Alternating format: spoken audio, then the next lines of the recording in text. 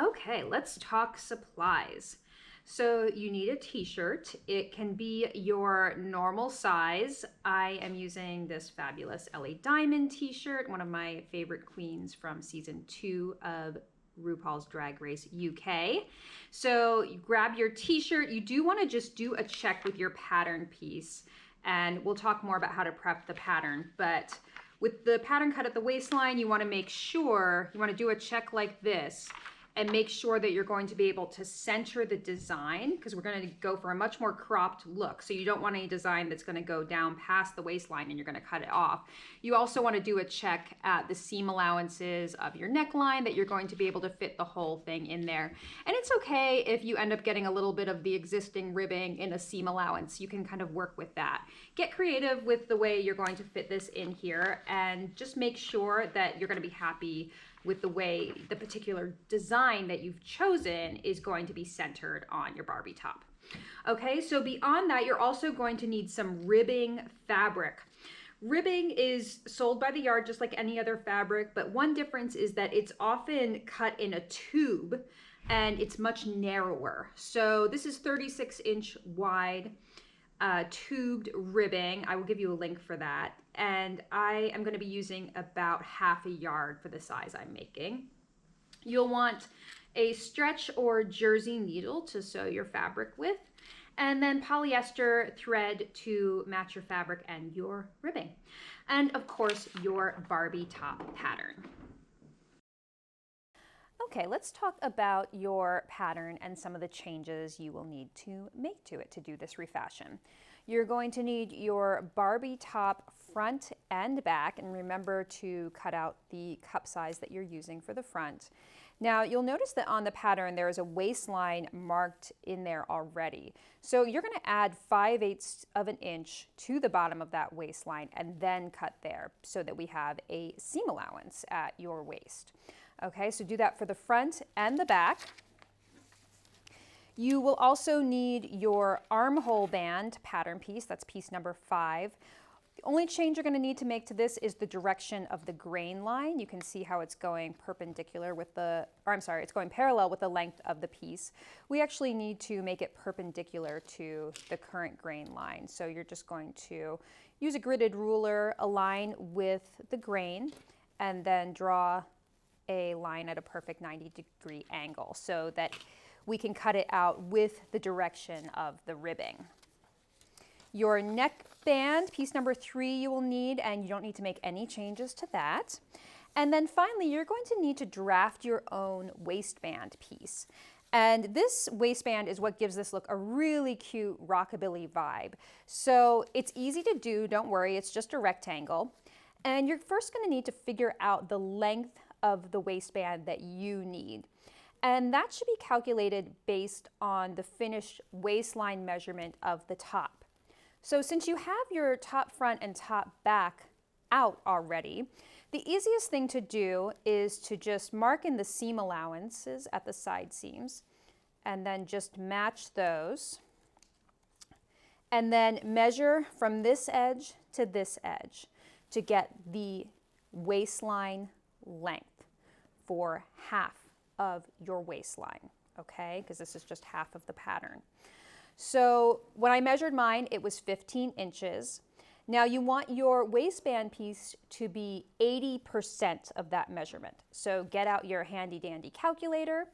And I learned that 80% of 15 is 12 inches. So I knew that I needed my waistband to be 12 inches long and then cut on the fold to be doubled, right? So you're going to make it 12 inches long, or whatever your measurement is. And then the height is going to be 6 inches, and that will give you 3 inches finished when you fold it, because there's a fold at the bottom like this, right? So 6 inches tall. And then we're going to add a 5/8 of an inch seam allowance to the top, the left side, and then the bottom. The right side, don't add a seam allowance here. Just give yourself an arrow to cut this on the fold. That's what that means. And then just label it waistband, cut 1 on fold. And that's all you need to do. So the next thing we're going to do is cut our pattern. So this is the most fun part, I think, cutting up this t-shirt. So make sure you have good sharp shears, and I'm gonna start by cutting off the sleeves. So cut as close as you can to the seam line. You wanna just retain as much of the fabric on the shirt as possible. So cut right next to the sleeve seam.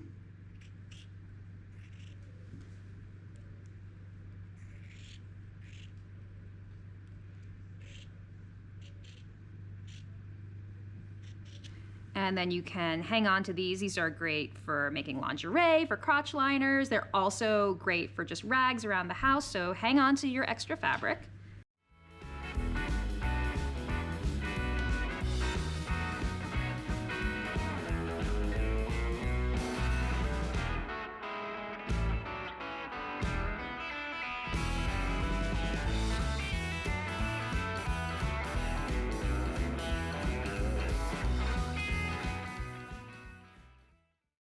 Okay, and next I'm going to cut apart the shoulder seams.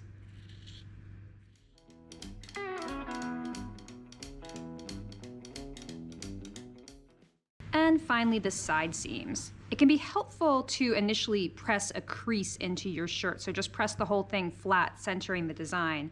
And because t-shirts don't have side seams, it will give you a handy crease to follow.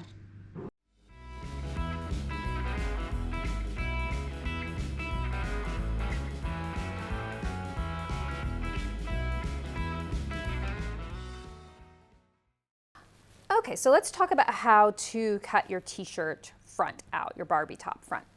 So one thing to note about t-shirts is that especially after washing and wearing, they can get slightly off grain and a little bit warped. You can see like around the key areas here. So you want to just make sure that you are cutting the design so that it's level across your chest and that it's centered on your new top, right? So what I would recommend doing is folding it in half, starting with your neckline, finding that center point,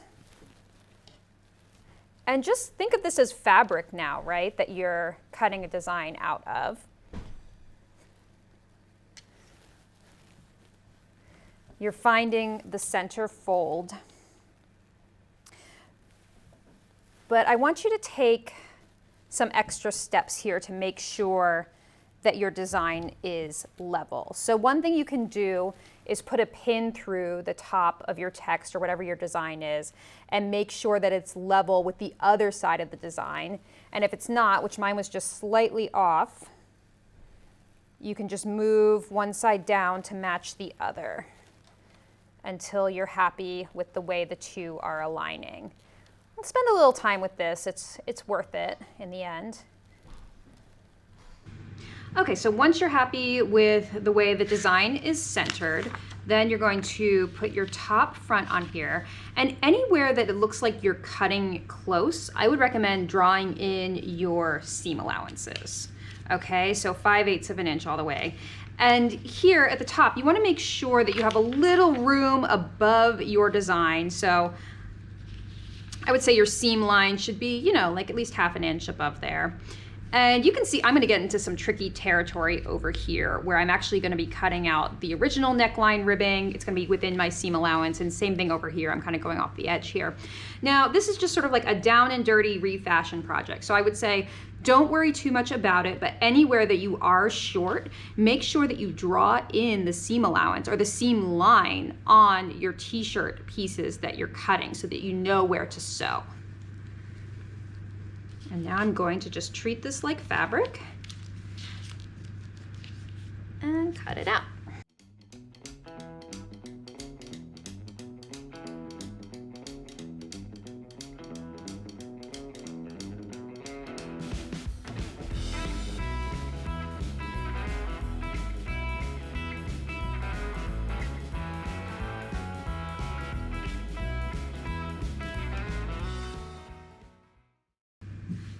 And now we're going to do the same thing with our t-shirt back.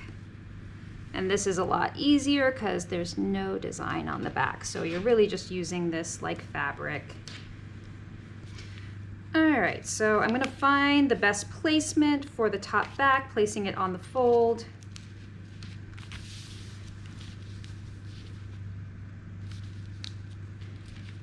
And again, anywhere where you're running just a little short, if you are running short, make sure to just draw in the seam line on your pattern pieces, I'm sorry, on your t-shirt pieces before removing the pattern so that you know where to sew.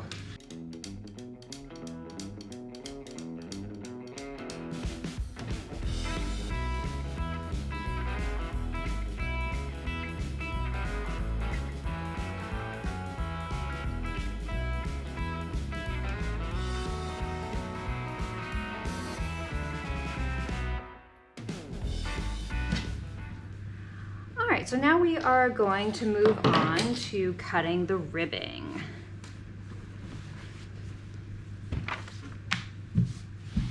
The ribbing is a tube with a fold on both sides. So you're just going to place the waistband on the fold like this.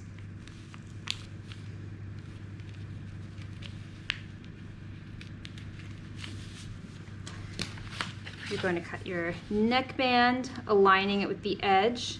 And you actually only need one of the neckband, so you could cut it separately, cut just a single layer. But with the armhole band, you're gonna need 2 pieces of this, and mine just fits on. Now, if your piece doesn't fit on, what you're gonna need to do is cut open the side to create a full fold of fabric, and then you'll be able to cut 2.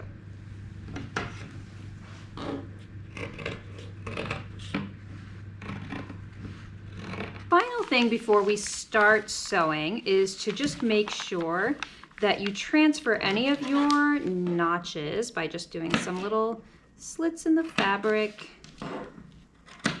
like that throughout all the pieces, including your ribbing. And then we're ready to sew. Okay, so we're ready to sew. So if you have your Barbie top instructions, keep those handy because a lot of the steps from here on out are exactly the same, except for now we have the waistband, and sewing the waistband on is very similar to sewing the neckband on. So I'm just going to take you quickly through the steps. We're going to start with our shirt front and back being sewn together at the shoulder seams and the side seams.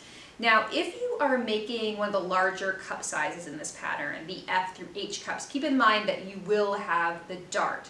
So you'll want to have transferred your dart mark to your top front and sew your dart first, and then start at this next step with sewing the shoulder seams and side seams with me.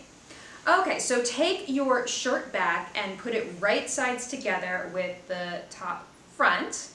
And you're going to match the shoulder seams at the notches, pin along those seams.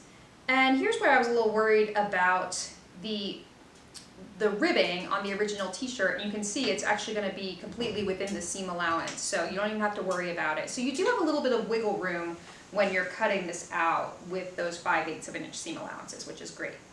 All right, same thing on the other shoulder seam, and then same thing on the side seams. You're going to put them right sides together and pin.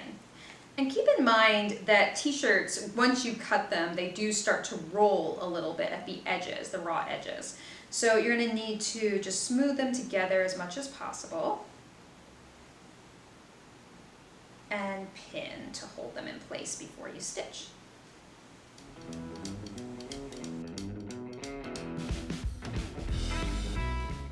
Okay, and now we're going to sew these seams with a 5/8 of an inch seam allowance using a zigzag stitch. So I set my zigzag width to 2.5 millimeters and my length to 2.5 millimeters.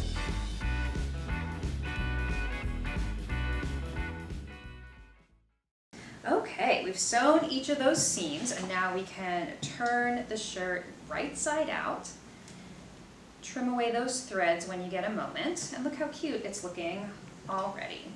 So with t-shirt material like this, you don't really need to press it. I'm just going to finger press these open anytime I am sewing an intersecting seam, but you don't have to worry about sitting with the iron on each of these.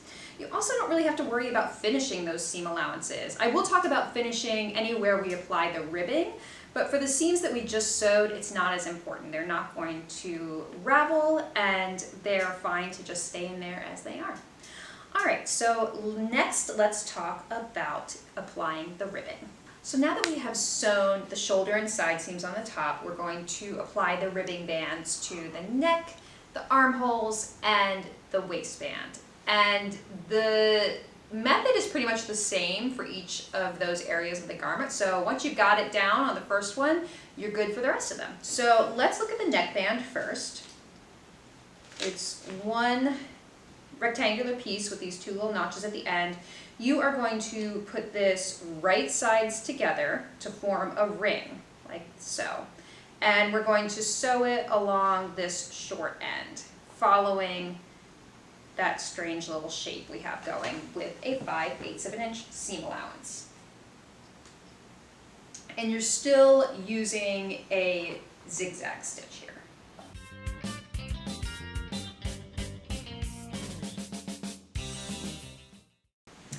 Okay, I'm going to trim real close to my stitching, a 1/4 of an inch.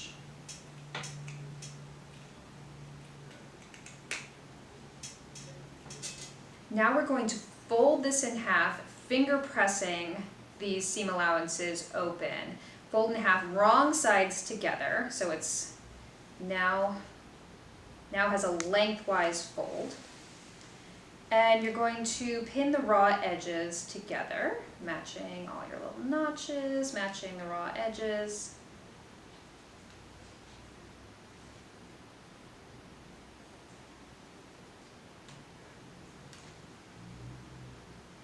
And now we're going to baste these raw edges together using a wider zigzag. Go just a little bit wider, maybe around 3, and then a little bit longer too, so 4 millimeters, because this is a basting stitch.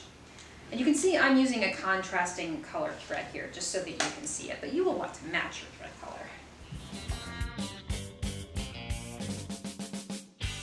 Okay, so I now have the raw edges basted together, and I'm going to apply this to the neckline edge.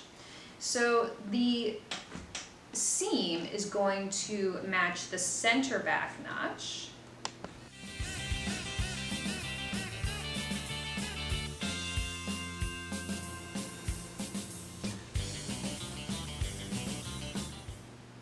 And then you have notches for the shoulder seams and the center front as well. So you're just going to place a pin at each one of those places, and then we are going to zigzag this on.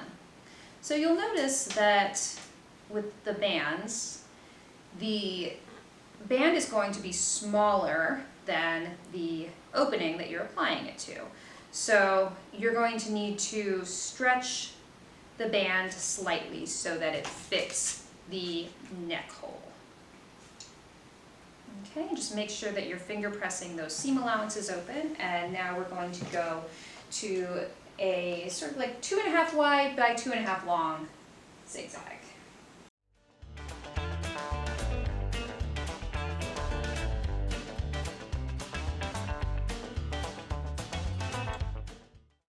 Okay, so what I would recommend here is that you do some seam finishing at the neckline band, because you can see it's a little bit long, it's going to be a little unwieldy in there.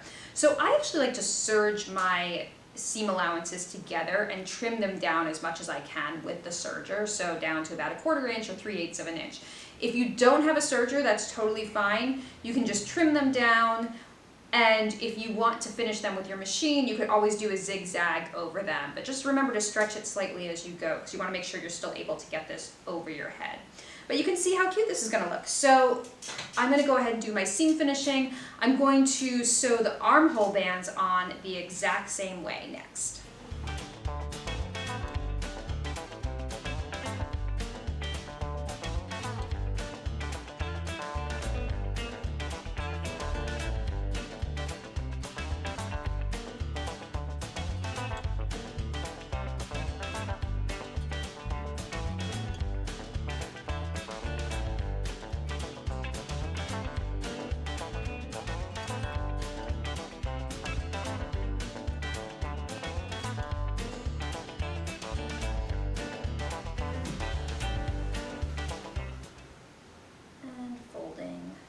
long sides together, finger pressing the seam allowances open.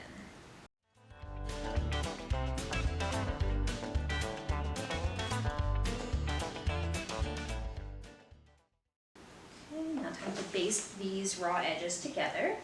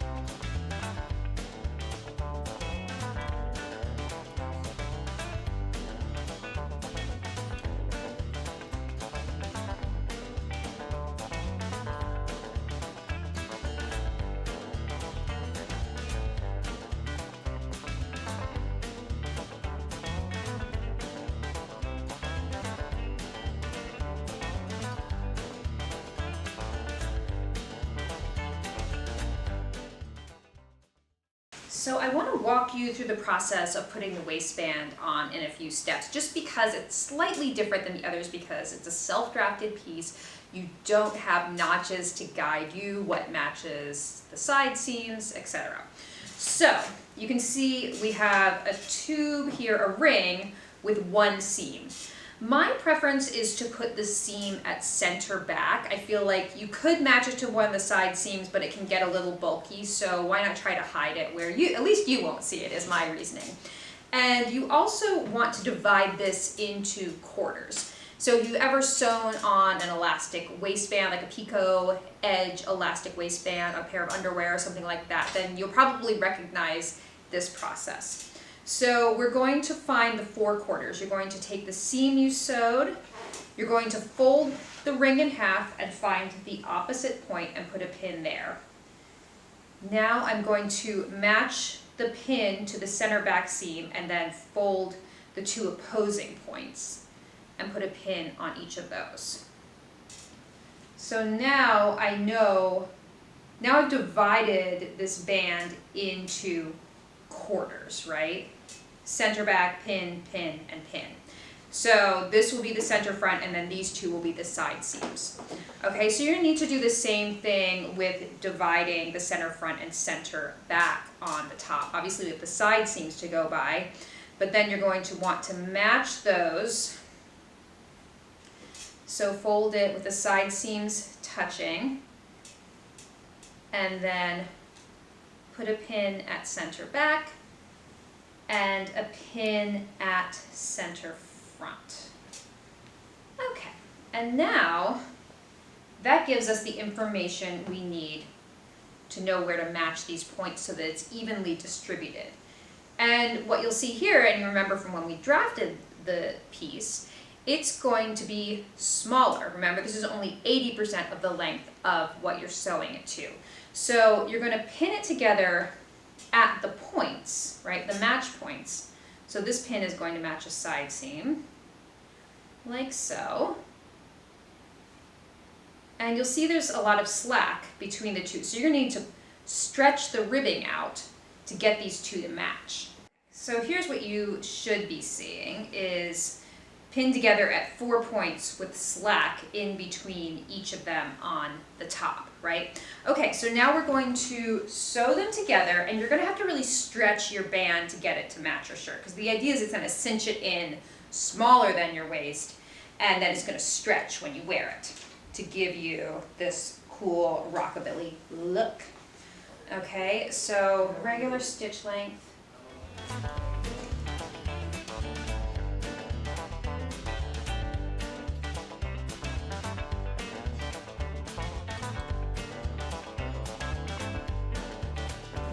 Okay, so you can see that my t-shirt is kind of gathering into my waistband, which is what I want. I really had to stretch mine. This ribbing is more stable than other kinds that I've worked with, so I was like really stretching it. But if you have a ribbing with a lot of recovery, it might be easier to stretch the 2 together. So it just depends on your particular fabric.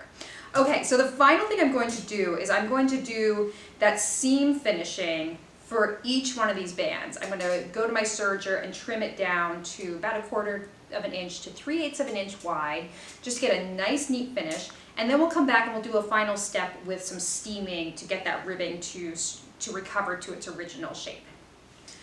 Okay, so I have done my serging on the inside, so I have a nice neat finish on the inside.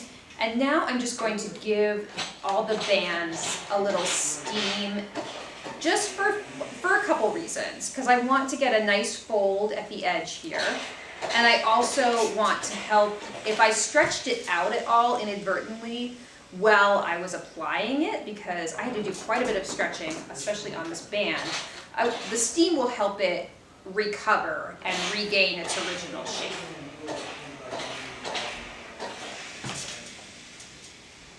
Okay, so here it is, our beautiful finished Barbie top refashion. I hope you've loved sewing this. I just love how it uses something that you already have probably in your wardrobe. Maybe you're not wearing it, and now you get to breathe new life into it and really enjoy your wardrobe of t-shirts. So I hope you love this. I hope you love sewing along, and I can't wait to see what you make. I'll see you next time. Goodbye.